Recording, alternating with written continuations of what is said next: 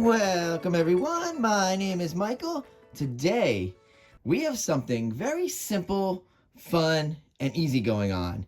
And that is we are just doing a single cup flip cup.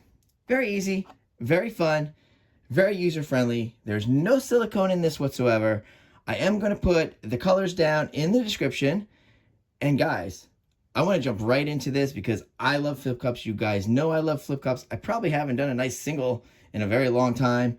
So, with that being said, we're going to go into some nice music.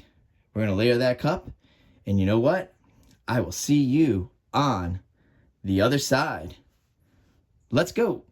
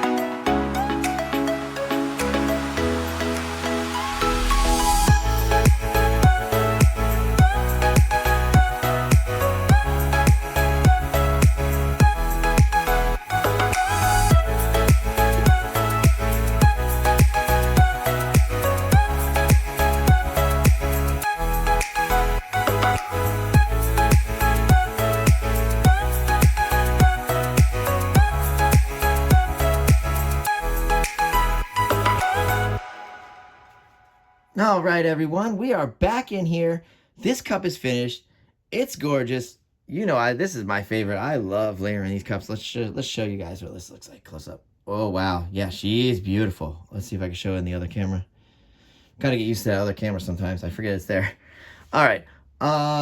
Yeah, it's gonna be fairly simple. You guys, I'm sure, if you've already done a flip cup, you know what we're gonna do. If you haven't done a flip cup and you're watching this for the first time, very easy. All we're gonna do is take this cup, boom, we're gonna flip it right on top. Very simple, very easy. I'm not using any pillow base today. This is a very standard traditional flip cup. So, with that being said, now you guys know what we're gonna do. Let's go right into this. And again, I will see you on the other side. Let's go.